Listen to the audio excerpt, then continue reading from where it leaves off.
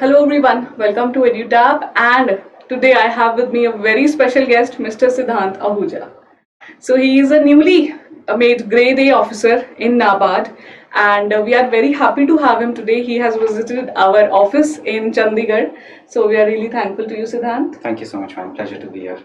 So guys, we will hear the strategy that was followed by Mr. Siddhant, and this interview becomes very interesting because a lot of things are there in his background that I'll briefly tell you, right? So Siddhant, first of all, congratulations to you. Thank you so much, right? Thank you. So it's been a long journey, as Yes. you mentioned. So finally you are in one of the most, I would say, offices, one of the most important offices of our country.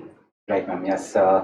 It was my first attempt at NABARD, and I'm very glad that I get to work with such a prestigious organization, and finally relieved that the exam cycle that I've been involved in for so many years has finally come to an end. True, that is.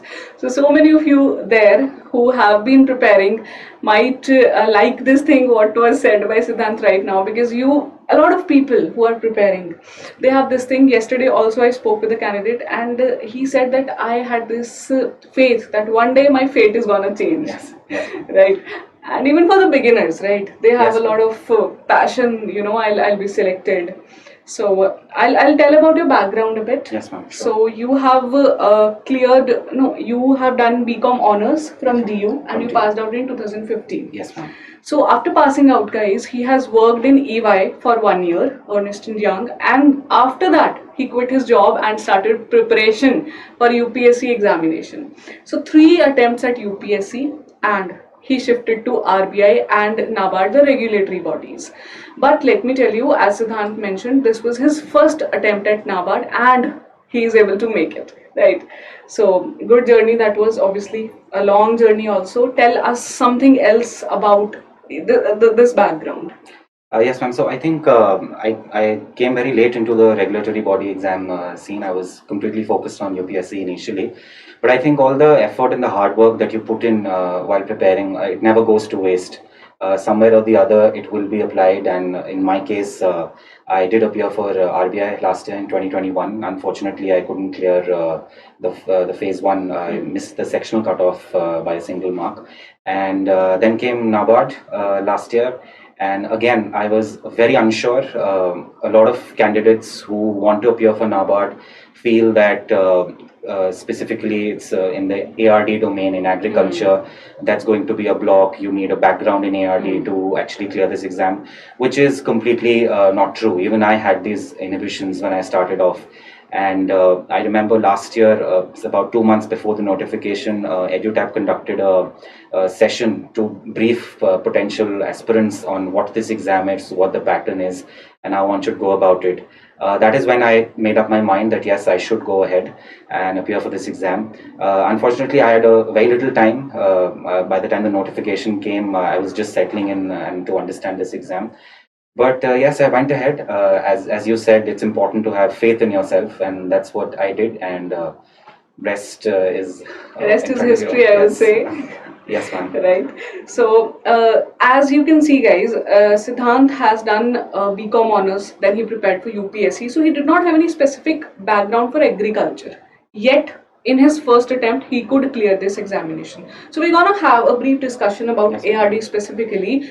So, but let us first start with the subjects of phase one. See, because you did not appear in the previous NABARD, so the pattern change might not have impacted you much, because that was the first time you appeared in 2021. But when you got to know that this time the pattern has changed, so were you relieved that okay, now I don't have to put a lot of focus on quant, reasoning, English, or you were like confused, okay, what to do a QRE mein, how much shall I prepare? So ma'am, as I mentioned, I'm very weak in QRE. That's why I missed the bus with RBI phase one. But the other surprise was decision making in phase one, which put off a lot of people. But I think it's important to understand that it's qualifying in nature. Merit is ESI, ARD, and GA. So if you can just focus, have a focus strategy where you can ensure that you get the minimum number of marks in the qualifying section, I think you will be good. I don't think it's something that should put you off in any way. And that's exactly what I did specifically with QRE. I remember VD sir at EduTap had put up videos on YouTube where he was discussing the previous year papers of NABARD. So I religiously followed them. I downloaded the PDFs. I solved those questions. I picked up his videos on tips and tricks on the EduTap YouTube channel on how to go about it. And I identified what areas I could really focus on in quant, whether it was DI or it was quadratic or it was number series. And I went ahead with that. Again, with decision making, if we can discuss that as well, it's important. It's only for 10 marks, but obviously you need a minimum marks to really qualify that section. It has a lot of similarity with the management section of RBI, but again, you don't have to go too much in depth. And a lot of the questions were very general, common sense. So if you're a well-read individual, and of course everyone is a graduate, everyone's done their graduation, I don't think it should be a challenge to really get the minimum qualifying marks.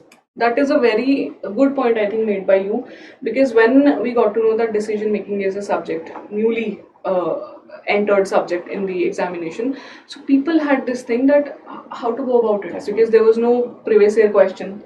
You had no syllabus, but anyhow all the candidates, Siddhant, who have made to the examination, including you, they have one thing in common, that do not take it very, it is not a very difficult subject. Many questions, I think 2-3 questions you could have been like, you would have been able to solve with your general mindset, right? So, but was there anything, any source or anything that you referred for decision making specifically? Nothing, ma'am, for decision making. Nothing. That is, again, I think students should note it. Now at least you have the previous year questions. Yes, ma'am. So that's a guide on how to go about it. But again, as I said, it's not a section that you should be afraid of in any which way. Right. That is fair enough. So 10 marks although, but still if you go with other preparation well, you can find it. And for quant and reasoning, Siddhant, you have mentioned that you picked up few topics. Yes, ma'am. Did you do the analysis that, these topics am I good in? This is what I'm not good in. What was the strategy you followed? Yes, ma'am. So it's important to identify your strong and weak areas. For me, in quant, ratio, proportion, percentage is something that I'm not very comfortable with. So I focused on topics that I was comfortable with, and I solved mocks. As I mentioned, previous year papers I covered religiously. It's very important in quant to understand the shortcuts and whatever the tricks are. And I went ahead with that, and I was fairly confident in the examination hall that I would be able to achieve the minimum number of marks in this section. Right. So basically a SWOT analysis of the quant and reasoning section. Yes, ma'am. So that you know that this is section which I'll really work on. I'll do question if it comes from the section which I have worked on. Yes, ma'am. And I can skip any other section if I find it difficult. Right. So mocks help you. Mocks played a very important role there. Yes, ma'am. Definitely. You identify with those questions, and obviously, I mean, tips and tricks are one part. You have to actually execute it within a given time frame. So the mocks really help there. So I have one question regarding mocks. Would you suggest that if someone starts the preparation for NABARD, shall they start taking mocks from the beginning itself, or shall they wait that I'll first cover, let's say, my 50 or 60% of the syllabus, and then I'll move on to take mocks? I think taking mocks early on can be demotivating, because obviously if you're not prepared, you will not score, and that will pull you down.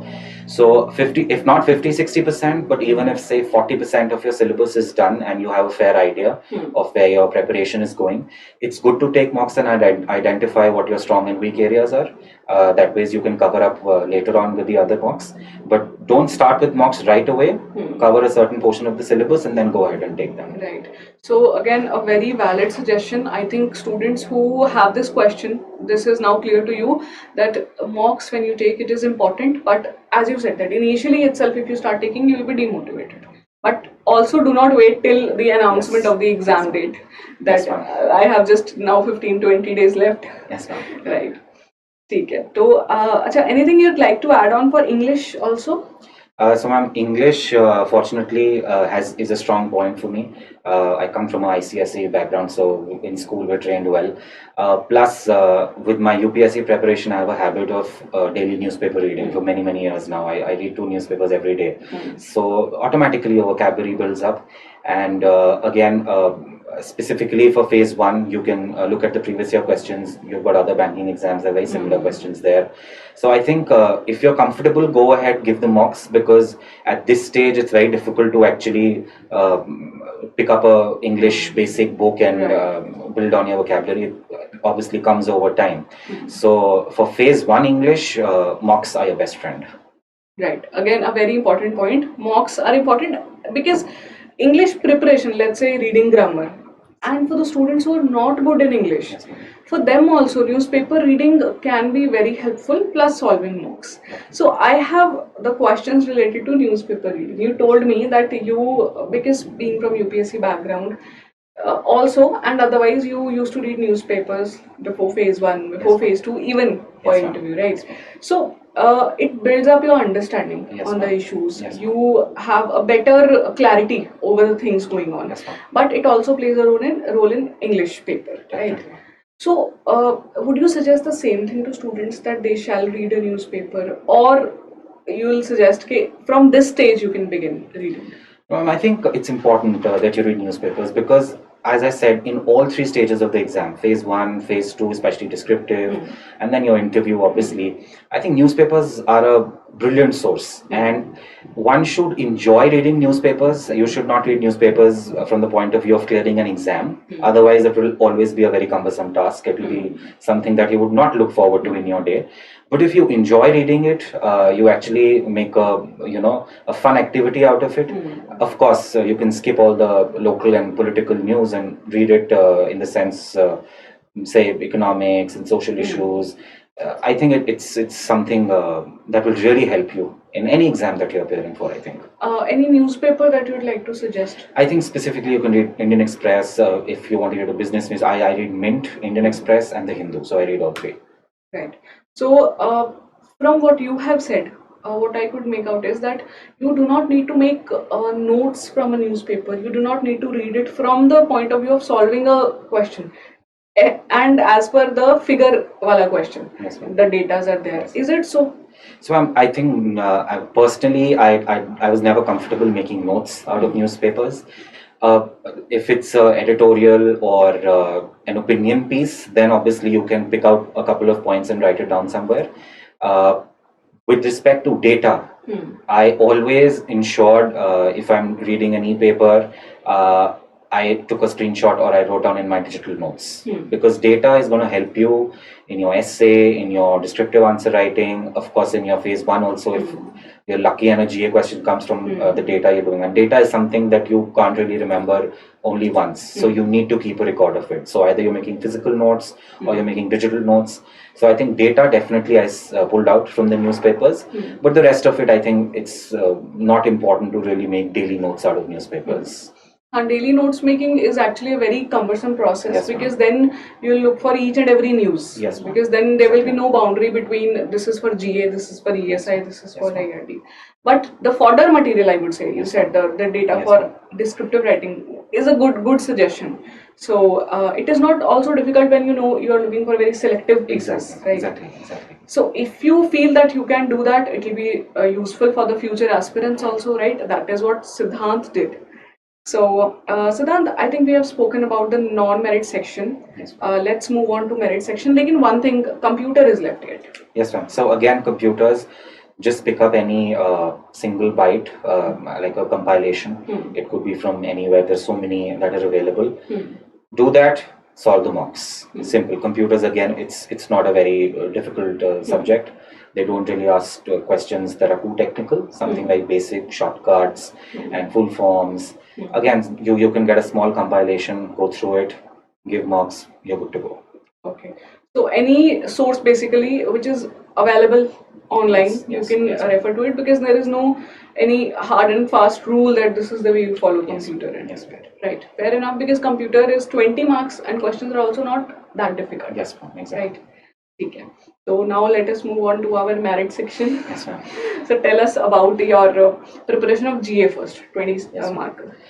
So GA, again, as I said, my newspaper reading really helped, but you need to obviously cover a little bit more than that, actually, quite a bit beyond that. So my strategy was last 6 months compilations I picked up, and I religiously did them. And always remember that in GA, nobody can get a perfect score. There are going to be questions that are going to put you off. That happened in my case. I remember I was really frustrated with a couple of questions, the kind of questions that were asked. But if you do your compilations, in case you want to do it daily or weekly or monthly, in my case, because I started my NABARD preparation really late, I had to pick up the monthly compilations. It could be again from anywhere, but stick to one source. Don't run after too many sources, because GA is something, there is no end to it. There is no end to it. So stick to one source, whatever you pick. Do it religiously, revise. Revising in GA is, I mean, I cannot stress the importance of revising GA multiple times, because you need to feed in that data that will help you there, whether that's related to trivial numbers of whatever, questions there may be. I remember there was a question on the height of Dubai Eye. Right. That was one question that really put me off. I was not prepared for that question to appear. Other than that, if I may touch upon schemes, again, very important. If you are comfortable doing compilations, do compilations. Other than that, you can go to the respective ministry website, pull it out from there. But 6 months GA, religiously do it, revise it, give your marks. See, very important all these things are that you have touched upon, that you have to cover timeline 6 months. Right. Obviously, you're taking a risk basically if you're not Exactly. covering 6 months. Exactly. Then mocks and revision. But Siddhant, the problem here is, which we get a lot from students, that when they start reading, even after a month, they'll feel, I have read a lot, but I'm not able to recall anything. Because there is ample of information. So how did you retain a lot of things that you were covering? So, while you're reading it, and you obviously going to come back and revise it, everybody has again a strong and a weak area over here. For me, remembering data specifically with respect to GA, banking news, that was one section that I was really scared of. So I would make certain flashcards out of it. So anytime during the day, you're running, you're going out somewhere, pick it up, revise it. Do that. Make flashcards out of it. All digital. You have it on your phone. You're traveling. You're doing whatever you're doing. You can always come back to it. Okay. That's what I did. So basically, making notes in the flashcards and then revising it at any point of time. Exactly. So revision actually played a very important role. Very important. So GA and timeline, you have already told me. Any compilation you said you can pick up. Any compilation. Will one compilation be sufficient? I took that risk and it paid off because I coupled it with my newspaper reading. Right. So that ways because I wanted to make sure, because if you're doing multiple compilations and you can't revise it, it basically defeats the whole purpose. Right. It's important that you understand that you have enough time to revise it at least a minimum of 3 times what you've read, so that you can retain it for the exam. I would suggest one compilation is best. Right. So basically, if you have a choice to read 10 more pages or to revise your already done 10 pages, you must go for revision rather than covering more. Because I have seen a lot of students, when we get queries or mails, that they are reading. I have read it, but I could not revise it. Yes. Because in options, when you go in the examination, options are very near. Yes. You cannot take just a float. Yes. Right. Okay, so GA, I think fair enough. You have given a decent strategy for that. Yes. Now moving on to your ESI part first. Yes. So for ESI, as I said, I had little time. There, EduTap is where it came into play, the marathon sessions. They were very extensive. Every day I remember a video would come up and there were PDFs uploaded. I religiously covered that for both ESI and ARD. Of course, with ESI, I had a good background given my UPSC preparation. But in order to, so I had my basics clear from the static point of view. What is inflation and fiscal policy, monetary policy, growth and development, all that was covered. Couple that with the current part, I think the marathon sessions really helped me. And I made sure that I did them religiously, cover to cover, revised them properly. So you used to download the PDFs that was available and revise it. Yes. Right. So you found that it helped you, like when you went in the paper. Very helpful. Very helpful. That's a good thing, basically. See, that is the point, that when we get this question, that ma'am, even now that ma'am, will I be able to score this marks from this marathon? So see, the content is same. It depends on how you take it. Yes, For ma'am. example, you had basic knowledge, Yes, ma'am. then you were referring to newspapers, Yes. plus you were referring to marathons, Yes, ma'am. right? And Yes, ma'am. revising it, and then Yes, ma'am. covering it day-to-day basis. That helped you for ESI. Yes, ma'am. And what about your like, if we may talk about answer writing also Yes, of ma'am. ESI? Yes, ma'am. So did you prepare the answer writing part after you were done with phase one, or you started a bit of things before phase one also? So, ma'am, as when I was going into writing phase one, I wasn't very confident of clearing it. When I actually cleared phase one is when I actually started preparing for the descriptive portion. But again, since I've already written UPSC mains, I had a fair idea of how answers need to be structured. But here it's a different game in the sense that you have to type your answers.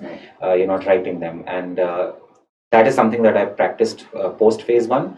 But I would recommend that you need to start on time. If not too early in the game, but you should be fairly done with a fair amount before phase one, your descriptive practice. So again, when you are done with, let's say, 30-40% of syllabus, same I think as you start with mocks for Yes, phase ma'am. one, you can start writing answers for Yes, phase ma'am. two, right? And also, if I may add, with NABARD, we had a good gap between phase one and phase two. I remember Right. September was the phase one, and November 2 we months had 2 were there months, yeah, approximately. approximately 2 months. So we had a good amount of ample time. I'm not sure if that will be the case going forward, but to get ahead with your preparation, I think it's a good idea to start before phase one.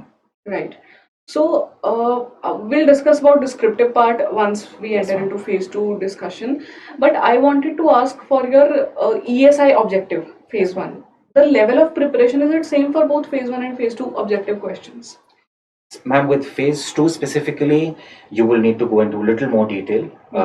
Questions might not be that easy when it comes to phase one. So yeah, you need to put in a little more effort for phase two objective questions. In fact, it's more current oriented rather than static.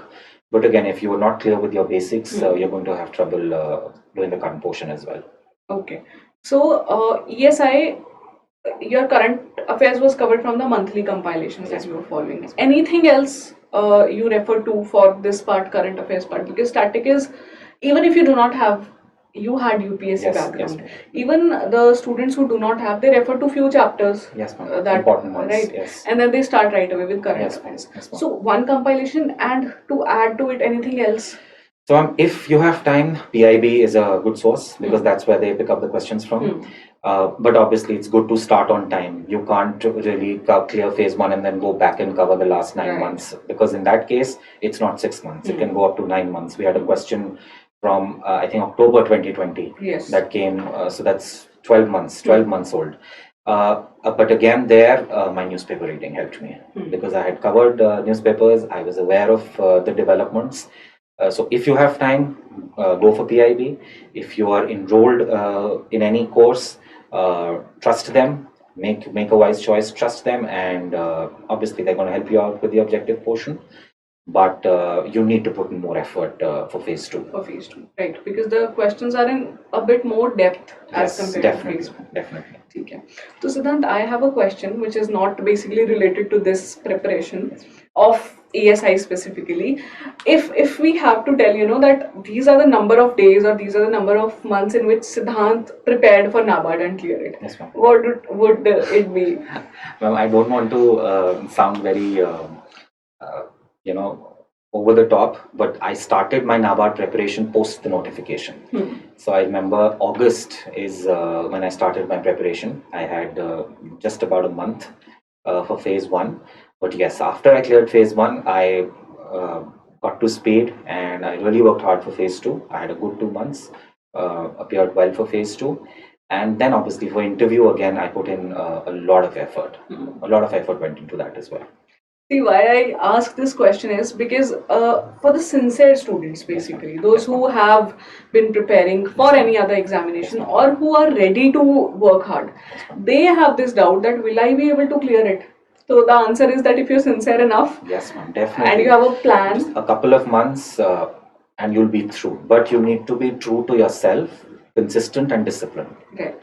So these are the three important points. Star, I think, would be Yes, ma'am. added that you can clear the examination. Yes, See, because if you are not sincere enough, if you do not know what you are going for, then even if you give 1 year, it will not. be Yes, of ma'am. no use, Yes, right? ma'am. So, and one more thing I'd like to add here, as you mentioned, a beautiful thing that whatever you prepared for UPSC or even for RBI, all those things helped you here. Definitely, ma'am. So, Definitely. whatever hard work you're putting in never goes waste. Never, never. It will never go waste.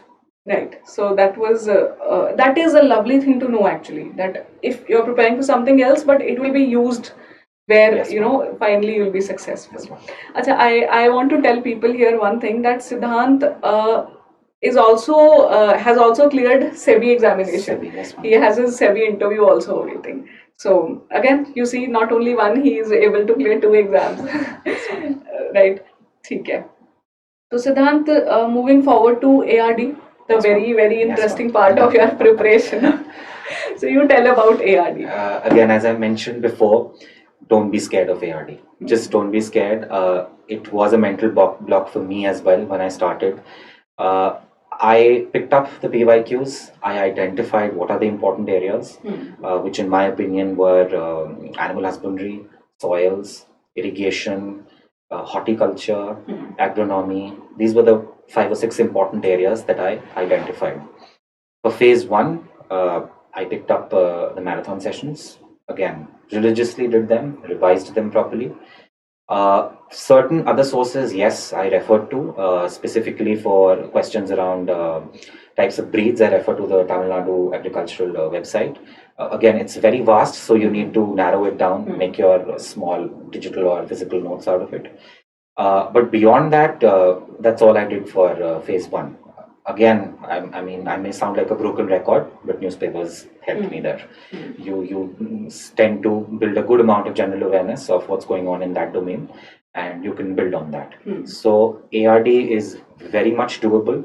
It might seem monotonous for non-agri students initially, trying to understand or make sense of what you're doing. I remember I had a lot of trouble identifying diseases in horticulture, but again, that was one marathon PDF that I kept on doing repeatedly unless the data was right in my head and I was confident enough. So don't be scared of ARD. Identify important areas, and whatever single source you're picking up, if you're enrolled, then good enough, stick to that. Otherwise, as I said, the marathon sessions really helped me. And yeah, so that's for ARD phase one. So you have mentioned about the TNAU website. Yes, yes, ma'am. So you referred the breeds from there specifically. Yes, ma'am. And you made notes out of Yes, it and yes, revised ma'am. it. Yes, ma'am. Plus you had marathon sessions PDFs. Plus mocks, if I may mention. Mocks also. Yes, All India yes. mock tests Yes, were ma'am. going on, right? And you were earlier. You also mentioned about book Name Raj Sunda. Sunda, yes. Right. So that was something that someone recommended to me. But again, that's a very heavy book. So you need to narrow down what important topics are. Even within those topics, what is it that you're picking up? Because there's a lot of data in that book. So identify the areas, and if you feel comfortable highlighting, making notes out of it, go ahead, do that. Okay. But don't read that book cover to cover. It's not advisable. It won't make sense. Because anyhow, it will not cater to the entire syllabus, first of all. Exactly. And whatever syllabus topics are also there, you don't need to cover it word to word, No, right? you But don't have to. selectively, it will be helpful. Yes, ma'am. And one important thing I would like to highlight, you did the analysis of previous year questions. Yes, ma'am. Very important. Right. That helped you to know that these are the important topics. Yes, ma'am. So, and in paper, you found that questions were majorly, you could solve from Yes, those ma'am. topics? Definitely.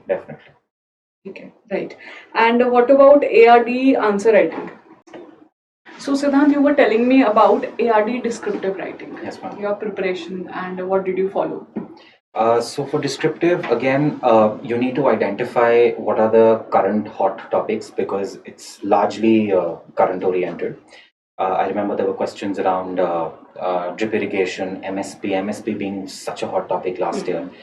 So I did not specifically practice descriptive writing in the sense that I would be writing too many answers in a single day. My two main focus areas were getting myself acquainted with typing instead of writing answers. So for that, the number one thing was buying a old keyboard. Don't use your laptop keyboards. And I'm glad that I did that, because again, this was the first time that I was appearing for IBPS mains exam. And the keys in your keyboard at the exam center will make your 1 hour miserable. So you need to be really cautious of that. The entire interface and the keyboard. So practice within a particular time frame with an old keyboard. One was that focus area to get that issue out on hand. The second is identifying important areas. So cover again. What I did was, since we had a on group discussion sort of a thing, whatever important questions someone might put up, and then you can maybe practice it on your own. I don't necessarily think that for descriptive, again, given my UPSC background, I required too much of an evaluation. I could manage without that. So yeah, I mean, again, the questions that I attempted out of the options that I had, whether that was, I remember attempting drip irrigation and MSP. There was a question on social forestry, I remember. Social forestry is again something basic you need to be clear on. So again, merge your basics with your current. If you know your basics regarding micro irrigation, say in this case, or your MSP and your procurement policy in this case, and you know what are the current developments in that sphere, marry them together and you're good to go. But the one bouncer question, which was compulsory, was obviously crossbreeding. My strategy there was not to panic. Number one, it's a compulsory question. You have to do it. There are no two ways about it. But do not try to fool the examiner by writing absolutely anything. So it's important. I wrote a very short answer. I think possibly just about 150 words. But I wrote what I could make sense of that. And another very important point, please understand what the question is. Don't write what you know on that topic. Read the question 2 times, 3 times, understand the demand of the question, and then frame an answer. Framing an answer, obviously, with an intro, body, and a conclusion. But understand the demand of the question. Don't think that it's, say, on irrigation, so I can write everything about irrigation and get away with it. You have to be very specific. And if I may go in a little more depth, writing answers, again, your data comes in very handy. Whatever data you've collected, whether that is from your compilations or from your newspaper reading, or if you're taking coaching, whatever data there is, I use that data extensively in my answers. All my answers, whether that was ARD or ESI, maybe there are some reports, there are some committee reports. I remember I peppered SDGs here and there, whatever SDG there is, or maybe there's a scheme. Obviously, there are going to be some schemes related to that topic. So use that. That ensures that your answer carries some weight and it's not very general, and you understand the topic and the demand of the question very well. That makes a good impression. Right. So, what I could get from you is that while writing an answer, we'll generally talk also, but while writing an answer, you followed a pattern, intro, body, Yes, and then conclusion, yes, and then you used fodder basically, yes, in the form of datas, yes, in the form of schemes, yes, or reports also, yes, right? To basically, it shows that you have knowledge related yes, to 360-degree knowledge, basically, right? Yes, But here the question is that what if you do not have that much content? yes, As you gave the example of a cross-breeding question. yes, So is it okay that if you do not fulfill the word limit, but you whatever you write in few words, let's say in 400 words you write 150 or 200, yes, but you're trying to giving everything, will that be fine? Or you suggest that no, you should push yourself and go to touch the word limit?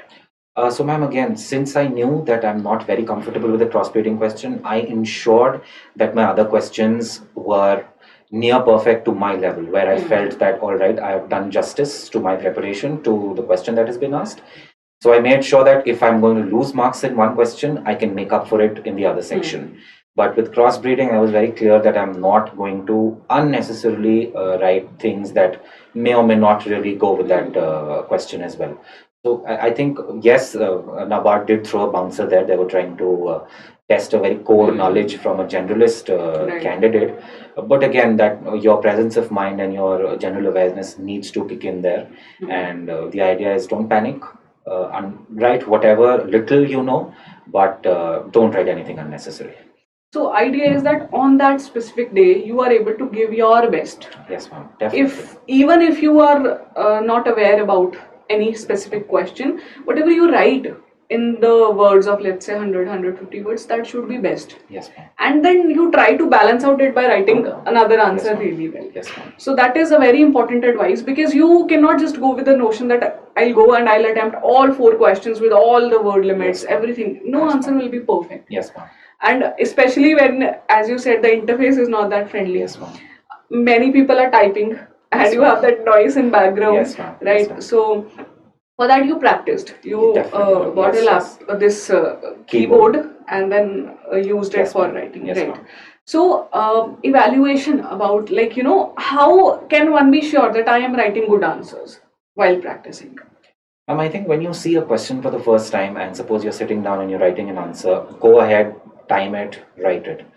But given the amount of preparation that you've done, in hindsight, when you sit down and you look at that answer that you've written, I think you'll be yourself able to identify where you're going wrong, or is it a good answer, what else you could have added.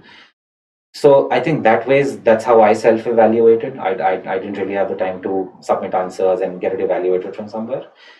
So that ways, I think trust your preparation, trust your level of understanding, and of course, if there's a question that comes up, you always have the internet. You can go ahead, you can see how you could have made a better answer out of it, what else you could have added that would have helped you. So that's what I did in the descriptive portion. Fair enough, that it is not always, you cannot say that, my answer is not evaluated, or Yes, ma'am. I do not know how to write it. You can always start with your knowledge. Yes, ma'am.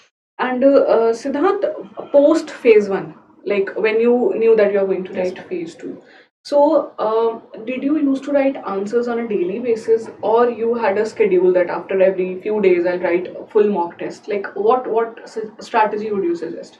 So I didn't give any full mocks for ARD and ASI descriptive, but yes, every second day, at least 3 questions I used to pick up and I used to practice.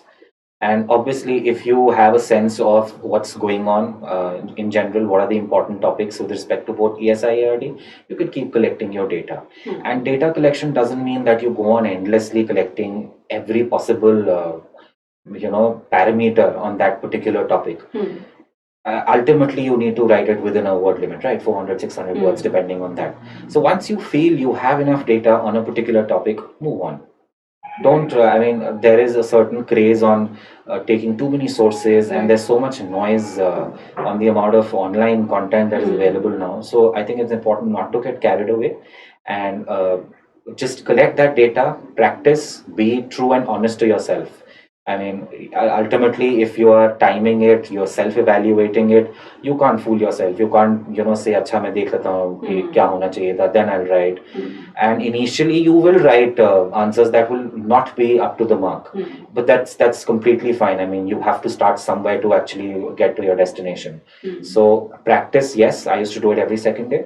And again, in both spheres, content and typing speed.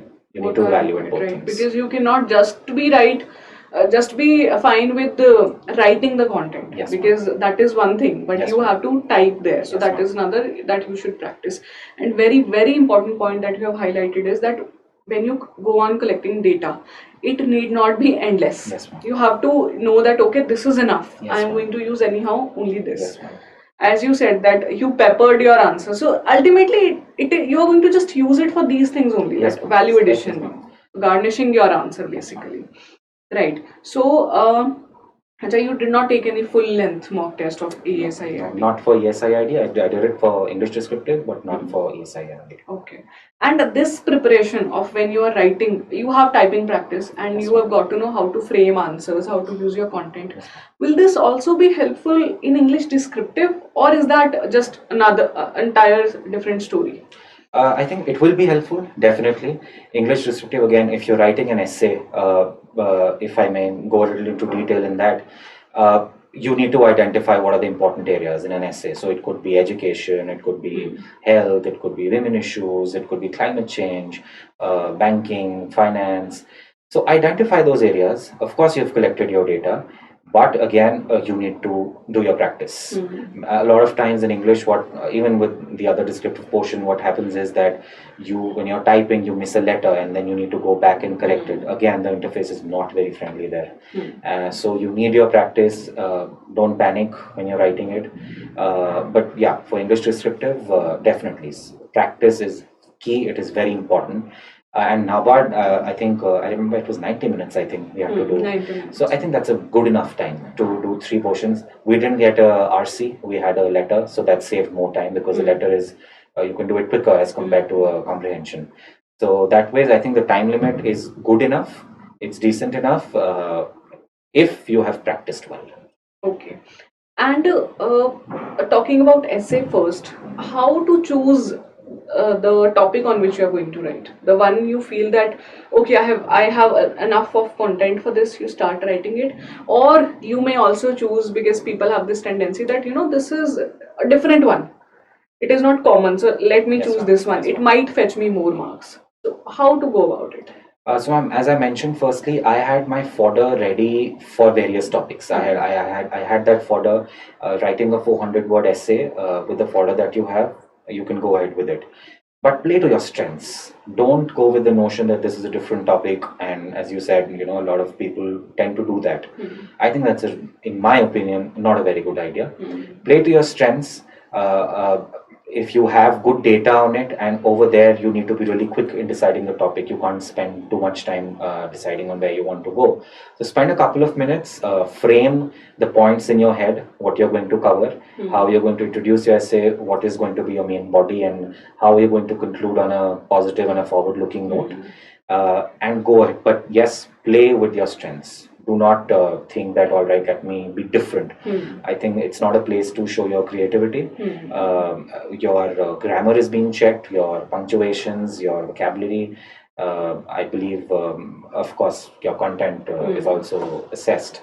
But, and very basic, I mean, you don't have to really use very, words that... Flowery language. No, not at all. It has to be to the point. 400 words is not a lot of content. But yeah, divide it into intro, body, conclusion.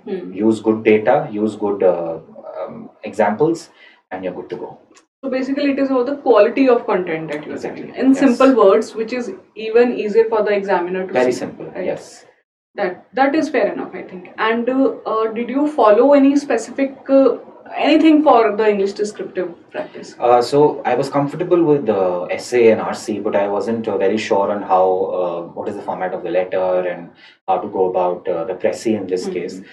So again, Naveed sir had put up a couple of videos on the EduTap YouTube channel, and I remember that was followed with PDFs as well on what is the letter format, how to handle Pressy. So I did that. I understood, the limit of what the Pressy has to be, what is the essence of a Pressy.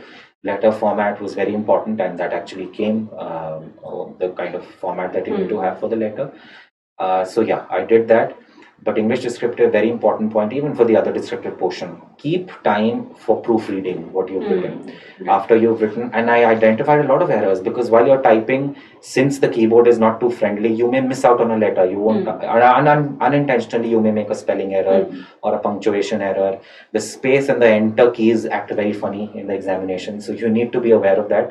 But keep yourself buffer time for proofreading your essay. You will definitely find some mistakes there. Right. So it is again a good point that rather than just completing your paper to the edge, it is better. And for that, practice comes into play. Definitely. Because if you're not practicing enough, you will definitely mess out there. Yes, because in the actual exam scenario, a lot of other issues are also Yes, there. ma'am. Because at your home, you are sitting alone. Yes. There you get to know a lot of people are there. You are getting, I think the clock is running. Yes, it's and running you on see the people screen. are typing continuously. Yes. So practice will help you there. Yes, right. Fair enough. And of course, the videos, basically the format, how to write, all these things will help. And I think that is it about phase 2, right? Yes, ma'am. We have tried to discuss at length about the strategy that you followed, and you guys can pick up those strategies. Acha, did you also used to see toppers video? या कुछ ऐसा? Or you had वैसे restricted time, but still to get the plan of study. I think as I said initially also, and you mentioned, it's important to watch all the videos, but do a SWOT analysis of where you stand. Everybody will have a very unique strategy, what their strengths and weaknesses are. So I think, yes, watch topper videos. That gives you a sense of what you need to do and what you do not need to do. But ultimately, make your own strategy. Don't blindly follow what the other person is saying. Definitely. Right. So you can pick up the points, but then you have to see it shall suit you also. Right. Okay. So talking about interview, how was your interview? First of all, I want to know that. I think interview was the stage where I put in the maximum amount of effort. Because I see with mains, it was the first time that not only first time for me appearing for such a exam, but also first time descriptive being introduced in NABARD. We didn't know how the marking would be done. Will it be lenient? What sort of marking will be get in English descriptive? So I had to make sure that even if I'm falling short of a few marks in mains, I make up for it in my interview. So obviously, it feels very you feel lost initially, but again in this case we had a lot of time between the results and the interview, possibly because of the COVID third wave coming. We had a fair amount of time. So the first things first, I enrolled for the interview course at EduTap to get a sense of what portions I need to cover. So whether that is the NABARD website, which by the way is brilliant. They have a brilliant website, great interface. It's full of information. I think you will walk out from that enterprise knowing that organization fully well. The YouTube channel. So I think because they update it so often and they put up so many videos of what they're doing, that motivates you even further if you really want to work for an organization with the kind of work that they're doing on the ground level. So that really motivates. I think I must have watched at least 50 videos on the YouTube channel, which when you walk into your interview, you can use it anywhere in any of the answers, even if the panel is not asking you related to that particular topic. I think that gives a good impression. So again, what areas to cover in the website, the YouTube channel, and then obviously your mock interview. Mock interview, again, I would say you should not be scared. Mock interview will always be more difficult than the actual interview, but it gives you a sense of where you are and gives you the right direction. I remember the panel members mentioning the areas that I need to cover, and I did that, whether that was the NABARD annual report or whether that was the state focus paper for my particular state. I did them really well, really well. And since I come from an audit background, I was also told to cover NABARD balance sheet and NABARD finances. And I was lucky that, I was asked those questions specifically related to the balance sheet and the kind of funds that NABARD runs. So yeah, I put in a good 30 days of prep in my interview. I religiously did the mock interview. And I think my interview went really well. But always remember, there will be questions that you will not have an answer to. Don't panic. That's what they're testing. Knowledge has already been tested in the two phases. They're testing your personality. They want to know the kind of person you are and if you're suitable for working in an organization like NABARD.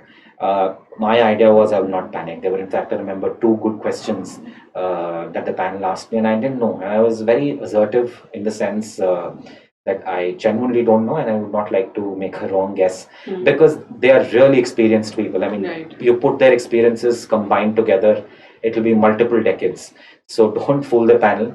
They're very cordial. The panel is very cordial. And I remember I walked out with a big smile on my face after the interview.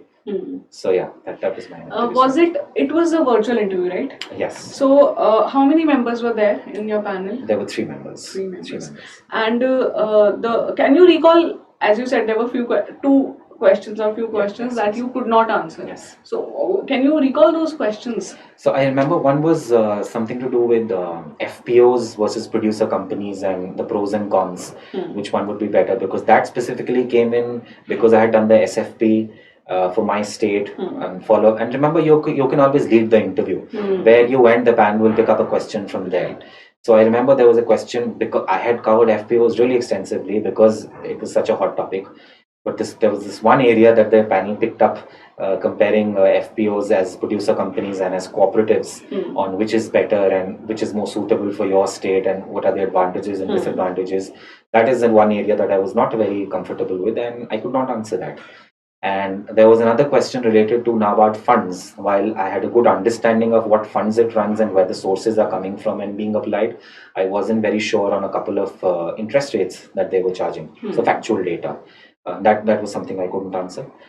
So yeah, these were the two questions. But see, it is not only the test of your knowledge, because it has been tested to an extent. You have cleared phase 2. Yes. So as you mentioned that once you're there, they are also testing you on the grounds that are you a person who will be genuine, or will try to just beat around the bush, or try to fool them. They are also judging that actually. As a person, you are also being tested. You have to be very honest when you sit there in front of the panel. So when we talk about the type of questions, were they majorly technical questions, or some HR questions, or some the background question from your qualification or education? What was the proportion of? So for me, HR questions were not too much. I think just the beginning introduction and why you want to join NABARD, nothing beyond that. It was more focused on the work that NABARD is doing in the state, the agricultural profile of the state, what work NABARD is doing, what are the challenges that your state faces. So there was a lot of focus on my state. And since I had covered the state focus paper, I had also extensively read on the agricultural profile of my state and the general economy, the rural economy. That helped me. And since, as I mentioned, I have an audit background, the balance sheet was discussed extensively. The figures were discussed on the profits, the capital, and the funds, the sources of funds, the application of funds, the interest rates of the funds.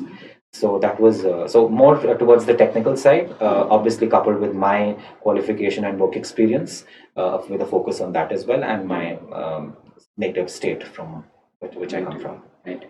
So once you're through phase 2, you are going to appear in an interview. Then you must obviously at that time only you should start your preparation for interview. But before that, what they can do is read a newspaper. That is always going to come in handy. Yes, right? Definitely. So before that, but apart from that, you focus on phase 1, phase 2, because once you are clear with phase 2 and you have got interview call, you will also have the motivation. Plus the things, as you mentioned, like NABARD website, specifically going from the perspective of interview, YouTube channel. So I remember in the interview course when we made this video of how to cover the YouTube channel. So when I was going through those videos, I was myself very amused that they have less videos. They should put more videos. And I think even when you're starting, anybody who's a NABARD aspirant and wants to take the exam, don't wait for the interview to watch those videos. Watch them right now. Right. Because that really motivates you and lets you know the kind of brilliant work that the organization is doing. Right. And did you also prepare questions on your detailed application form? Yes, ma'am, I did.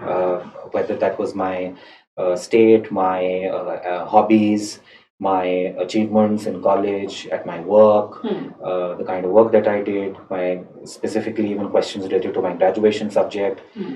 So yeah, I did prepare them extensively. Right. So that is again a suggested exercise, because that way, see, if you are not able to answer a technical question, it is okay. It is fine completely. You cannot know everything. But if you're not able to tell something about your own self, then you are putting yourself in embarrassing situation.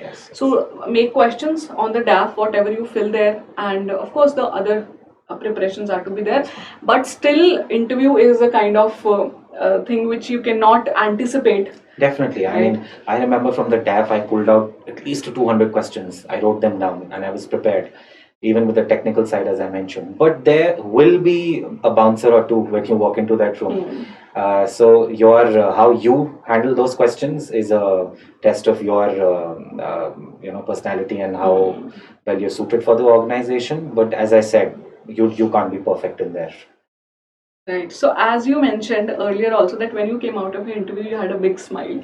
So you were expecting that you will get into the merit list? I was cautiously optimistic. Let's just put it that way, because it was my first attempt, and as I said, I was very not very ambivalent when I was starting my preparation for NABARD. Should I or should I not?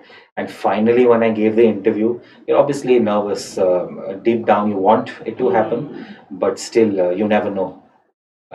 But yeah, I'm really glad. It took a couple of days for the feeling to sink in, but I'm really glad that I will be working for such an organization. Of course, yes. Wonderful organization. A lot of scope is there Yes, ma'am. in terms of social impact that Yes, ma'am. you bring in with your work, as well as your personal growth, Yes, ma'am. professional personal growth. So indeed, it's a wonderful job that you have landed yourself in. But I have one question, Siddhant. What if you could not make it this time? What would you have been doing then? What, preparing for some other thing, or attempting the NABARD exam next time again? I think a mix of both. Given the amount of effort you put in, as I said, you need to keep trying until your day finally comes. So whether it's other exams, RBI, or whatever's coming, NABARD, I believe, is going to be out with the next notification soon. Right. But yeah, I'm glad I don't have to fill that form out now. We are also glad, and the point that see why I asked this question is that there are people who are not called for interview, let's say. They were optimistic, but they were not called. So you have to keep faith, okay? Yes, you ma'am. have to keep moving further, because it is all, I think, worth it at the end when you're Definitely. selected. I think have a lot of belief in yourself. Have faith. I think faith can move mountains. So don't give up. I mean, it's the nature of the exams is such. You need to keep trying until it's finally your lucky day. Yeah. So that was a lovely conversation, a very insightful conversation with the Mr. Siddhant, the NABARD Grade A Officer. And anything, Siddhant, you would like to tell to our viewers, our students, who are the future aspirants or even have been preparing already for the examination? I think, as I said, believe in yourself. Keep listening to the toppers' videos. That's fine, but understand where you stand. Be true to yourself. Make your own strategy, and yeah, have faith. I think hard work and effort never goes to waste. Right. So, words of wisdom coming from a topper who was actually basically a candidate few days back, Yes, and ma'am. today when someone makes to that examination, to that post, then you feel that okay, I can also do it. So that was a wonderful conversation. Thank you so much for coming here to our office and having this conversation Thank you, with ma'am. us. My pleasure. And we wish you all the very best from our entire team and all our students there who are going to watch this video and drop in their comments also. Right. So thank you once again. Thank you, ma'am. Thank you so much.